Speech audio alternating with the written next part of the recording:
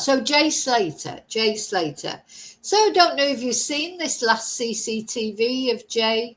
It's very poignant because it's the very last time that he was filmed alive, if you like. Let's see.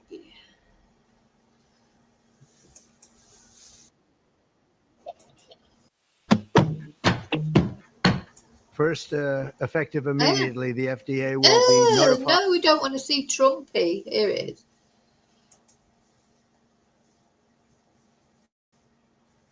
It's going to put an ad on again, isn't it? Yeah. Just wait for it so I can skip it.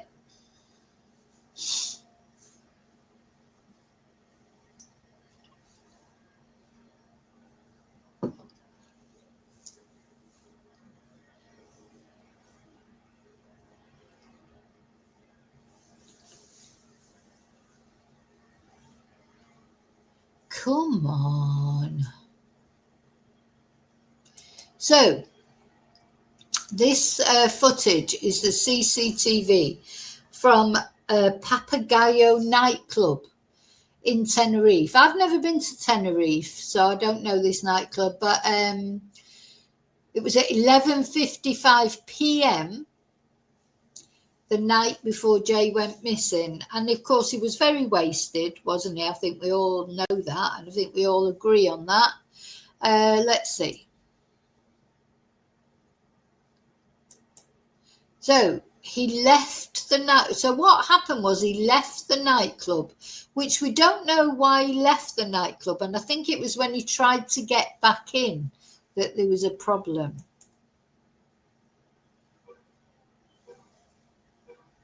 Yeah. So he was refused re-entry.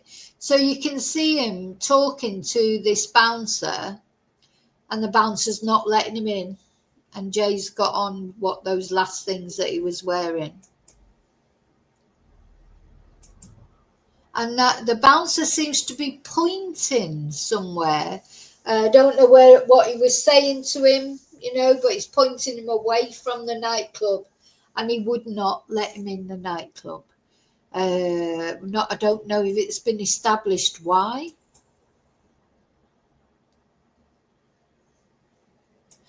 He then sent a message to Lucy and said, I can't get in Papagayo. They've got a marker on me.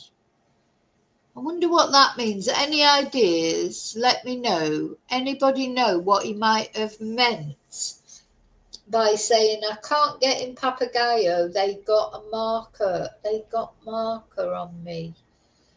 Because I felt like they probably wouldn't let him in because he was let him in again. I mean, he'd already been in there once, but he probably wasn't too wasted when he first went in there. And then they wouldn't let him in again, and they got a marker on me. Not sure what he meant by that. Let me know any ideas you have about it that you think it might mean. So because what they normally do in these clubs, don't they stamp your hand or give you a wristband or something, so that that they know that you've paid once? Because a lot of people go in and out of nightclubs, don't they? They go to have a ciggy or have a vape or maybe have a drinky poos, outside, or go to another club, come back. So, yeah, I don't know what he meant by that. They got a marker on me. And then Lucy said, I've just said, I'll come out and get you if you come home. So she offered to come and get him. I wish he would have taken her up on that, as I'm sure she does. I'm sure he would as well. Very sad. So he did get the offer of Lucy. Lucy, apparently, what we found out about Lucy, of what the others have said, she's the sensible one. She'd be the one that would be looking after them all, making sure they got home okay. And she offered to come and get him if he would come home. But he didn't want to go home, did he? He was in a party mood.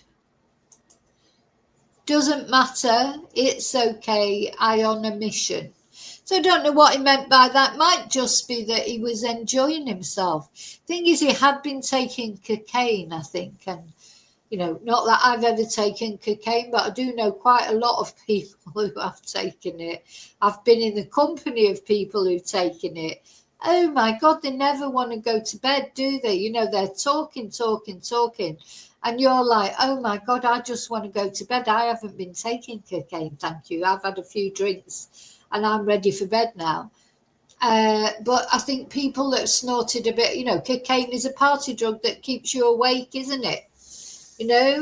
It keeps you awake. It doesn't make you he wasn't ready to go home.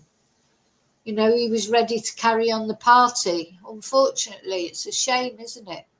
I think cocaine, and he'd taken ketamine as well, hadn't he? I think. I don't know what ketamine does to you. I don't know why people take these substances. Honestly, for me, it's just to take something that you don't know how it's going to affect you for a start, because depending on what stage you're at, I think if you're drinking, when you've had that one too many. Well, I do anyway. And it's just like, right, that's it, no more, I'm going on water now. Maybe not when you're a kid, you don't. Yeah, probably when I was younger, I used to just drink till I fell over. But to me, I was always scared of taking tablets and things like that, because I felt that once I'd taken it, it was irreversible. Whereas I think with alcohol, once you start feeling like bad, you can throw up at least as well. That's another thing you can do. You can stop drinking. You're drinking incrementally, one after the other, and you can get to a point like now. Of course, I'm a lot older, but as soon as I realise I've had too much, I like to drink.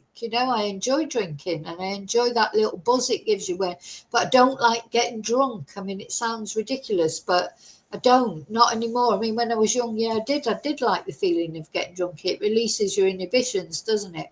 Well, now I don't need my inhibitions to be released. I haven't got any. So I'm too old for inhibitions now. So I don't need my inhibitions to be released. To me, to drink is just because it gives you that nice, chilled, buzzy feeling. And once it goes past that, where you start feeling a bit ill with it, or dizzy or sick, I don't want to know anymore after that. So what always frightened me was that you might take a tablet and you can't, once you've taken it, what are you going to do? You can't, unless you take half of one, I suppose, at a time, quarter of, that'd be me. I'd be taking a little lick of a tablet. 10 minutes later, I'm okay, I'll have another little lick. It's like, I'm just a wuss with things like that. I don't like taking paracetamol anyway, even when I was pregnant. This is Donald Trump's latest thing, isn't it? About paracetamol causing autism. Whatever, Donald, whatever. So, yeah, he was on a mission. He'd taken a lot, and he'd been drinking as well. So it was a real mixture that Jay had, wasn't it? It wasn't, I think you'd be quicker to think of what he hadn't taken that night. Do you know what I mean? Because he had a very big mixture. It's a wonder he was still standing even then, to be honest. And we can see on the videos, actually I'm going to show a video in a minute that I've got loaded up from ages ago. He was completely out of it. So anyway, unfortunately refused the lift home, or to be collected by Lucy. I don't think she was going to come out with a car to get him. She was just going to come out and help him get home. And he said, it doesn't matter. I'm on a mission. And then he went to Tramp nightclub. So this is 17th of June 2024 at 3:07:17. And there he is in Tramp's nightclub.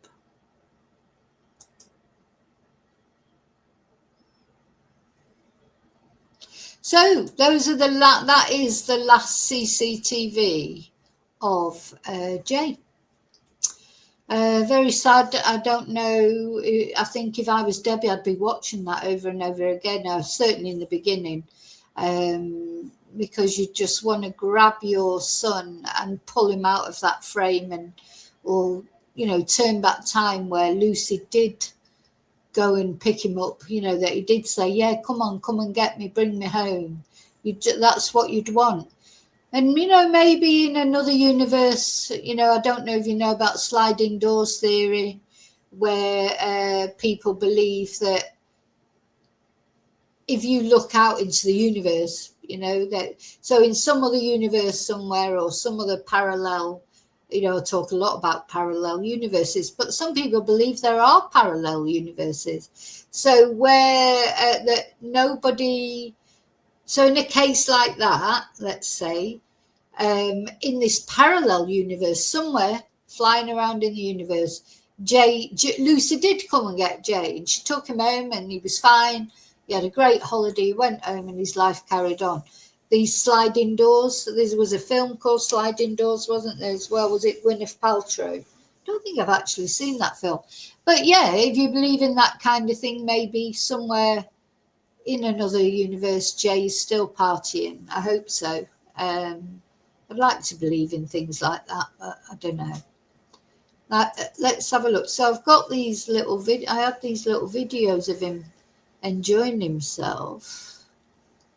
Still got them on here. Yeah, here's one. No, this was him in the daytime.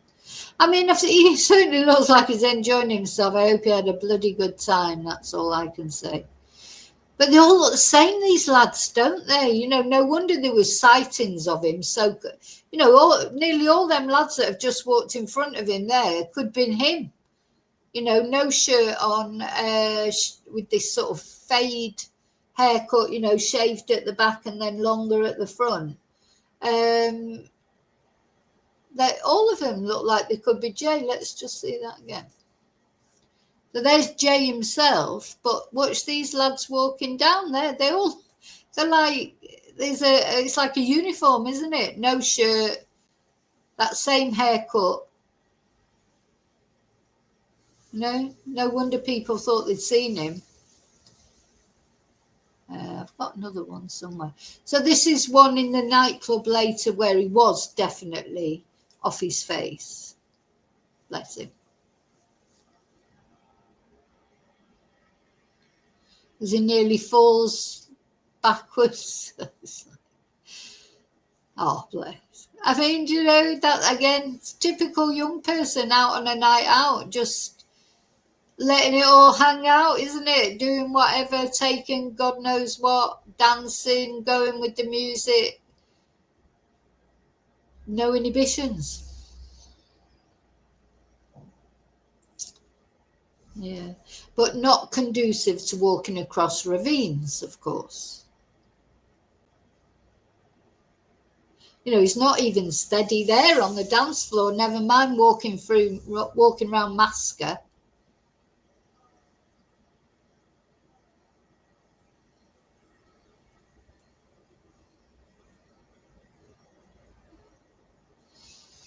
So,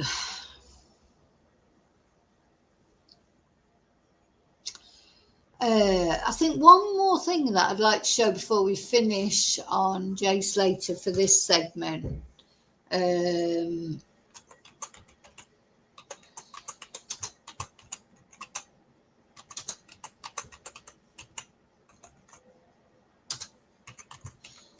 So I think another thing that's going to be out in the video, in the documentary.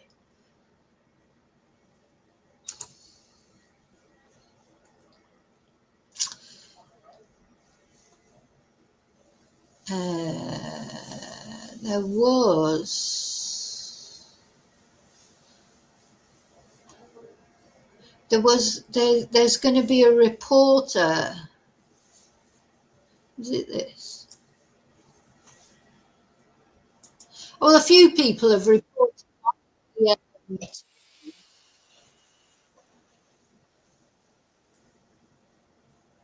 And of course, the Guardian. Let's have a look at this.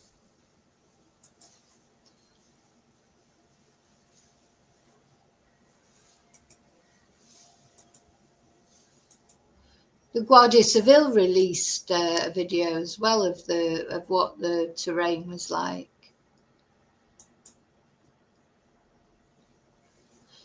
Don't think we've seen this one. In the background, that was where Jay was staying overnight. He then walked up that road, and that's the last time that he was seen. And at that point, he vanished off the face of the earth. No one knows where he went. There has been a huge search operation going on involving drones, helicopters, mountain rescue teams, firefighters, anyone who could come up and help out. And now today, what the authorities are doing is they are launching a public appeal for anyone who is a good walker, a good hiker, and there are an awful lot of them on this island. Anyone who works in the fire service or paramedics, civil protection officers, both working here and also maybe on holiday here with the right gear, with the right clothing and with the right footwear to be able to go into this volcanic island and start wandering through the undergrowth. Yeah, do you remember that idiot Paul Arnott, that down the rapids idiot?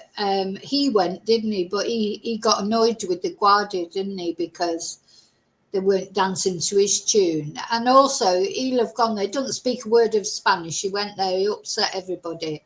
He was wearing the mountain climbing clothes that Debbie had bought him, that he ended up leaving there. Because he's not even a mountaineer, is he? But yeah, they had this day where they call for volunteers. But then after that, the police just got rid of all the volunteers and just carried on their own little quiet searches. See if there is any sign and they of Jay Slater him. or anything that he may have dropped that may indicate where he was, where he's been, and where he was going. Yeah, I thought it was going to show more the actual terrain. Let's have a look.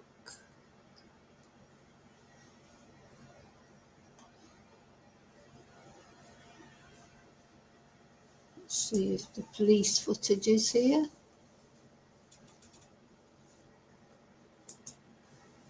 This is the footage the police. Oh God, you have to put the advert every time.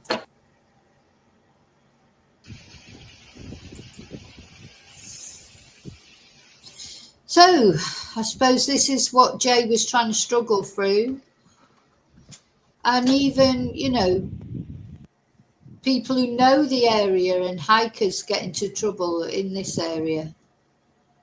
Oh God, that was a bit short, wasn't it? Anyway, we have seen footage before, haven't we? Let's see. We gotta find absolute action.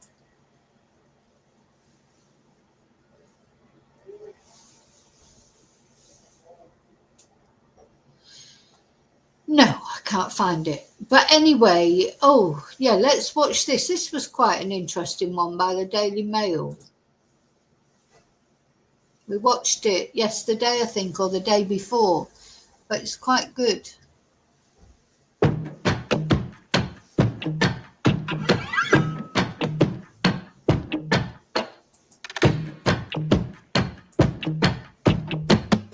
Oh, it won't spit. For the past 2.5 hours, I have walked, scrambled and climbed through this ravine here, a short distance from the village of Masca on the island of Tenerife. And a couple of 100 yards behind me is where the Spanish authorities found the body of the missing British teenager, Jay Slater. The authorities describe the terrain here as steep and inaccessible. I think that's something of an understatement. It's no surprise that the body wasn't found for quite such a long time, because it really is the most challenging terrain I've ever experienced. This terrain is impenetrable, steep and inaccessible, just like the authorities said, but that almost doesn't do it justice.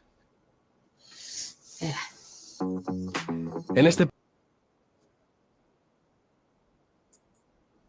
Okay, so basically, you know, that's something else that I think is going to be highlighted on Sunday.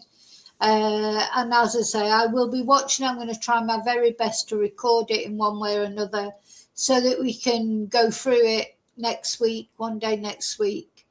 I hope you get to see it. I'll say Channel 4, 9 p.m. UK time. Now, of course, depending on where you are in the world, I can get Channel 4 on my TV because I have got English channels from my service provider. So, you know, And I expect it'll be on YouTube one way or another afterwards. I don't know. Sometimes they put these things on, sometimes they don't. But I'm going to try and record it in the moment.